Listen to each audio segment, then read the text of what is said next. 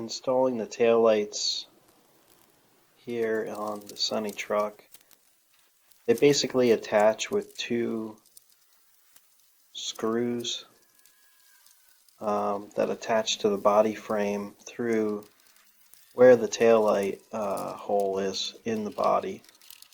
And what you do is you take all the lenses out and you attach those two screws to get the assembly attached to the frame of the car, which is what I'm doing here, as you can see.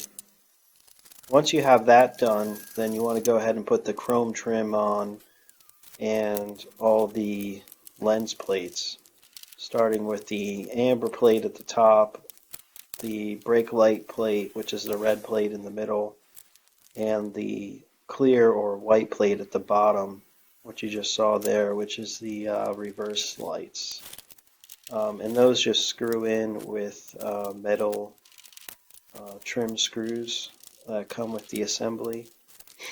This assembly I bought on eBay. It's a aftermarket one, and I definitely would not recommend it. It's a horrible product. The reason I say that is because there's terrible gaps in and around the assembly. It just doesn't fit right. I had a hell of a time trying to get the uh,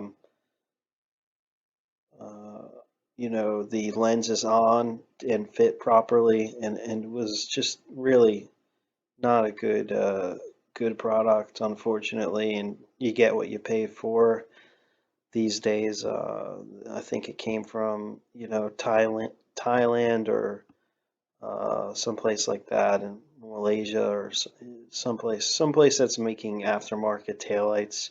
If you have a Sunny Truck or a Datsun 1200 Ute, as they call them in Australia, definitely buy genuine taillights. I know they go for $300 or $400, but it's going to be worth the money because I expect these aftermarket lights to last maybe a month or so before they fill with water and short out the bulbs.